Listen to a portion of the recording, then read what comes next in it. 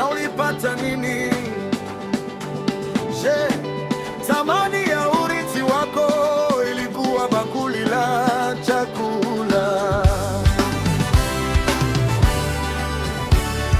Njaa ilipokuja ukauza kesho yako kwa raha ya dakika chache, ukapoteza baraka za milele. Ulidhani ni chakula tu, hukujua ni urithi. Ulidhani ni uamuzi mdogo, ukabadilisha historia.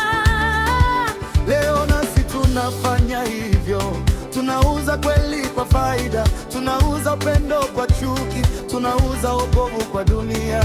Tamaa zikituita tunazifuata bila kufikiria.